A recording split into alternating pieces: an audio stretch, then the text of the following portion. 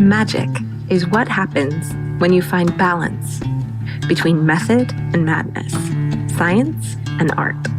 Welcome to the Magic Maker Podcast, the place where entrepreneurs who want to find magic can access aha moments and simple steps to big dreams. I'm your host, Nichole Smith, but you can call me Nick. Let's get started, shall we?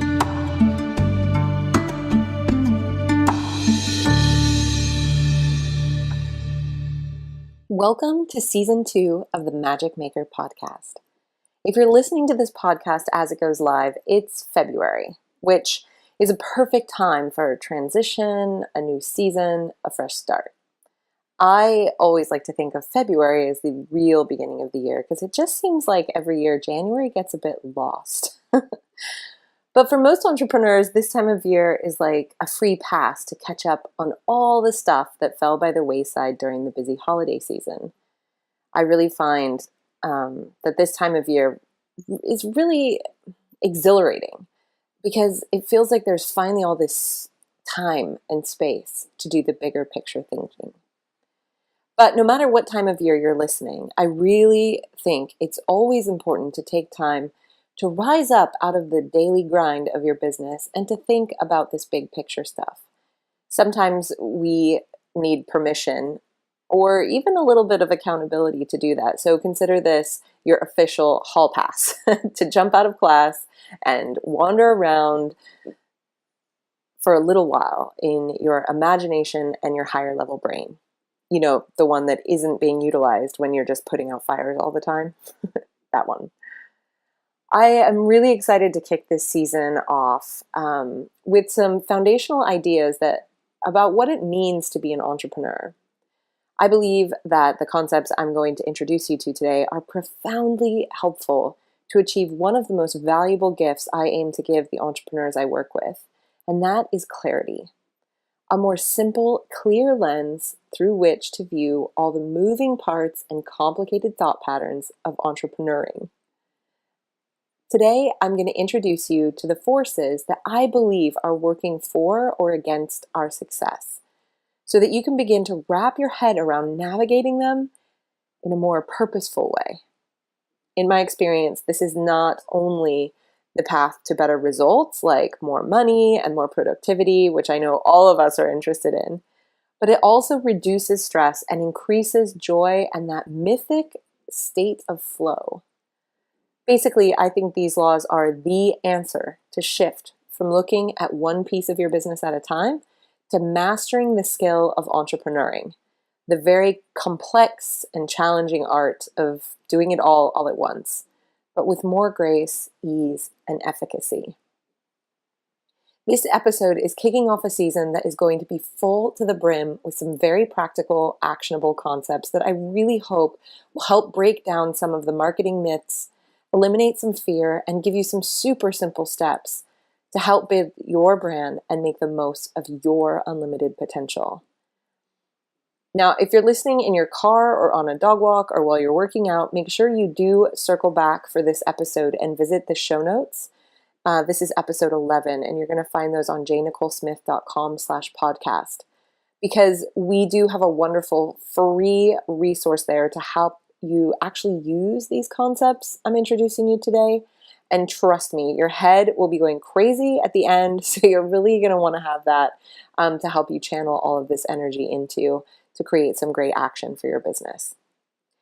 Okay, so without further ado, I am thrilled to introduce you to the 5 laws of entrepreneurship.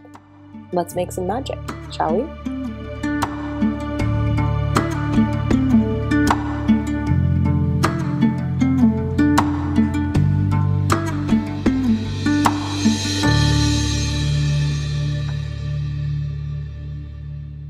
I have been making money as an entrepreneur for nearly 20 years.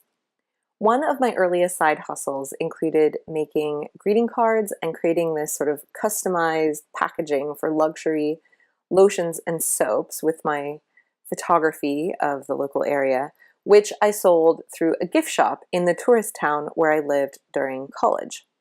But I've always had my eye out for ways to use my skills to add value to a product or to turn a profit. I bet a lot of you are like this. Us entrepreneurs, we kind of have it ingrained in us to figure out ways to create little businesses and brands and ways to make money. So I'm sure I'm not alone here. But for me, I didn't actually finish my degree when I was going to college. I went to 4 universities and colleges in 3 years, and I actually quit to start what I call my first official business, which was as a photographer and a graphic designer. That was in 2005, but it was at least 4 years before that horrible sort of daily pain of trying to figure out which bills to pay and which ones not to started to subside. I had crippling debt. I drove a crappy car, which was super embarrassing going to the photography clients' homes when they had like these multi-million-dollar homes and I showed up in this wreck of a car. I lived with roommates, I had no health insurance, and the only expense that I really never compromised on was the ridiculously expensive food I fed my best friend Olivia, who was a Great Dane. She ate like a queen, and I pretty much subsided on pastaroni and eggs. I mean, eventually my story did evolve into one where I moved from just scraping by to building not one, but a few 6- and 7-figure businesses.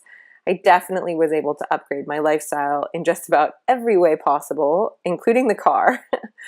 But as I've learned over the last decade plus of experience and research, exploration and growth, no matter how unrecognizable my life and business is now from the way it was in 2005, the same 5 laws that dictated my success then still do apply to me now. These are the natural elements of entrepreneurship, the natural universal principles that every small business owner is influenced by.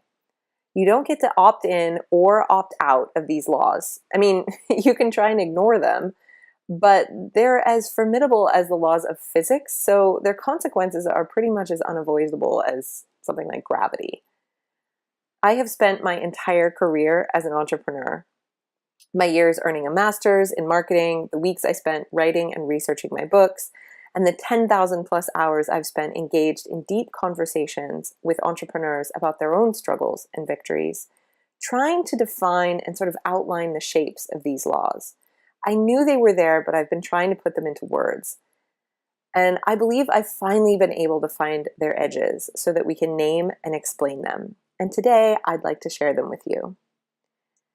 The 5 laws of entrepreneurship are: number 1, mindset; number 2, money; number 3, marketing; number 4, mechanics; and number 5, momentum.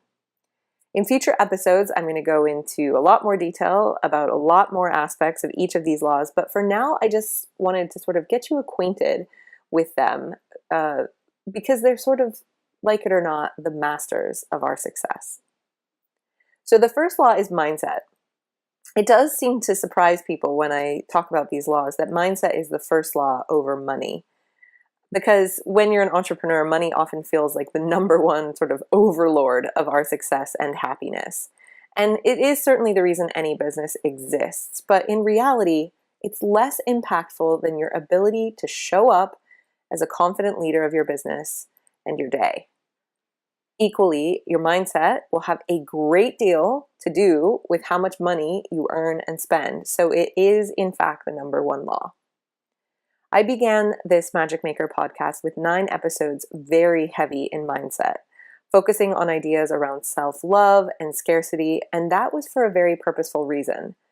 As an entrepreneur, when you're the boss, and sometimes the entire team, one of the most important indicators of your success will be your ability to live in enoughness instead of scarcity.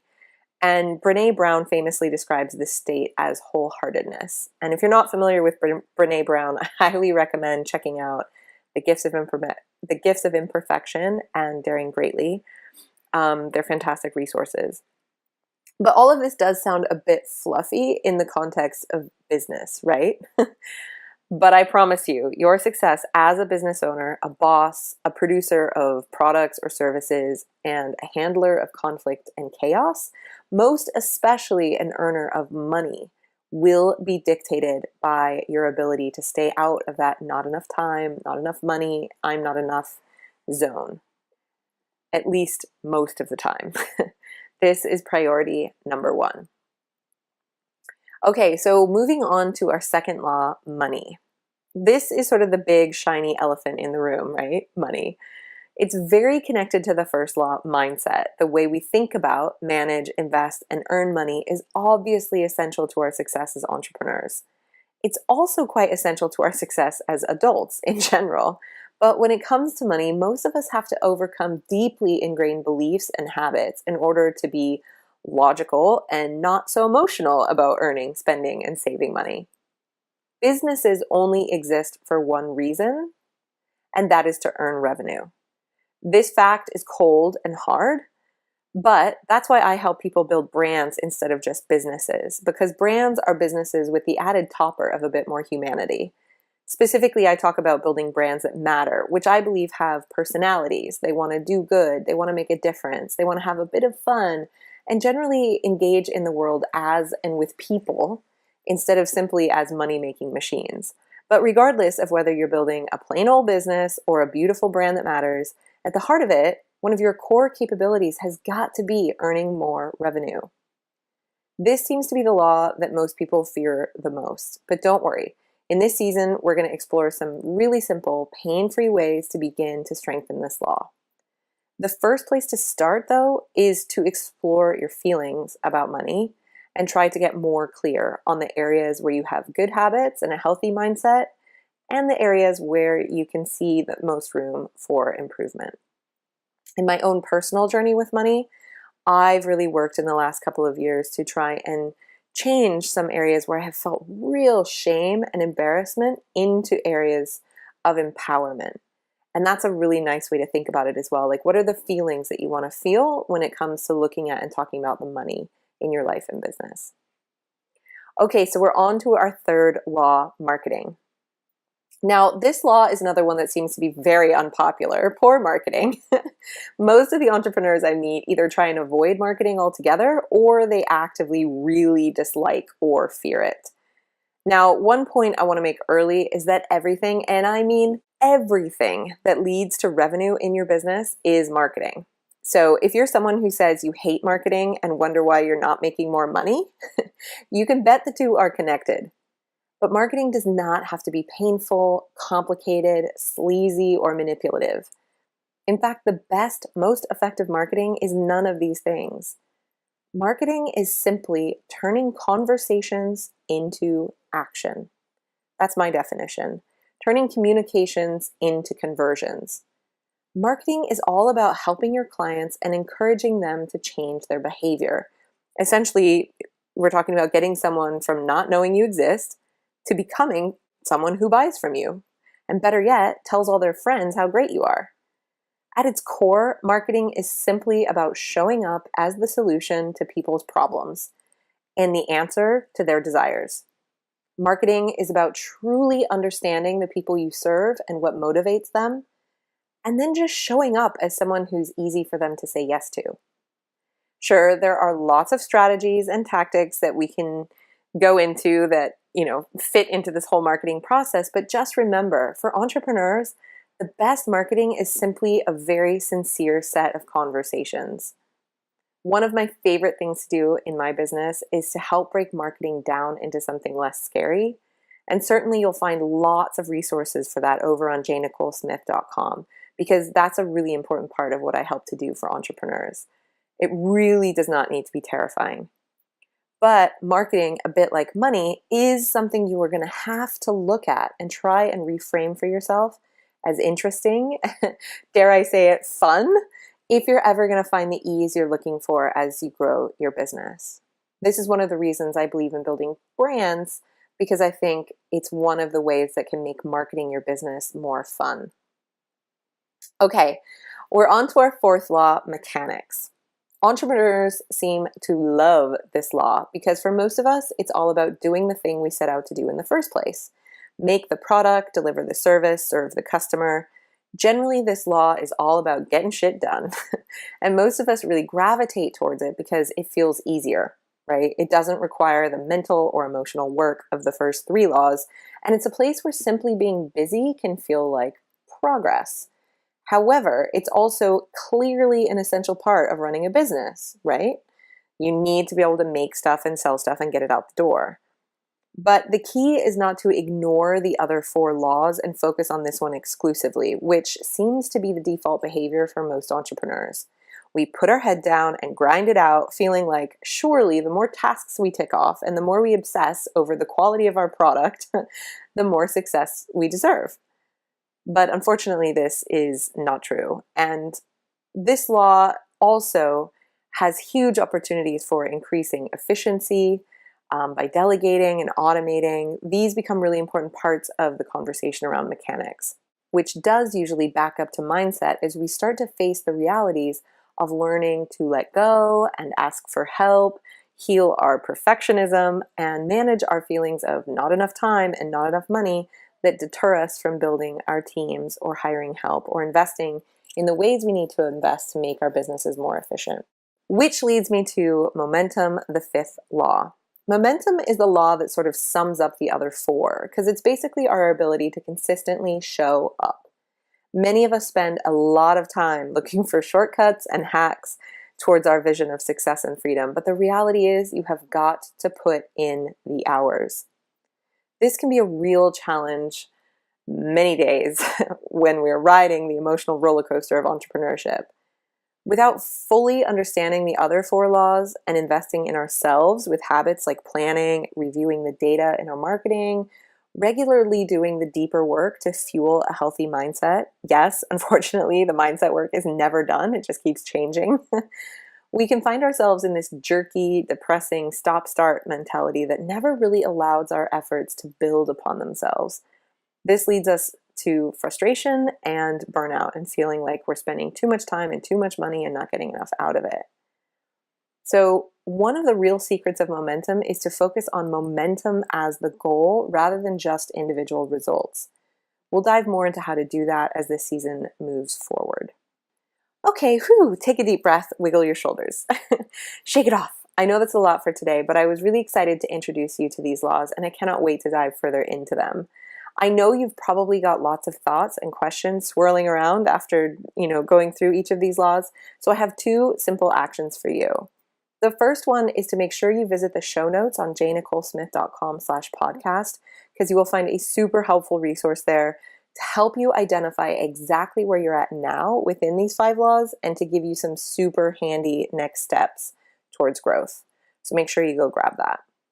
The other thing is to head on over to our private free community on Facebook, where you can chat with me and my team and our wonderful group of enchanted rebels who are diligently building brands that matter instead of just businesses. It's a wonderful community, and you'll find that at facebook.com/groups/magicmakershq. That's it for this episode of the Magic Maker podcast. Welcome to the headquarters of entrepreneurs who want to do good, be real, find happy, and build brands that matter. We are thrilled that you are here. Next week, we're going to create the vision to help guide you and your planning and your journey, managing and mastering these 5 laws for this year and beyond. We're going to ask you one really important question, which is, what if it were easy? So make sure you subscribe so you don't miss it. And we would be so, so grateful if you'd leave us a review for this podcast on iTunes or wherever you're listening, so we can reach more magic makers and help them too to change their lives and the world.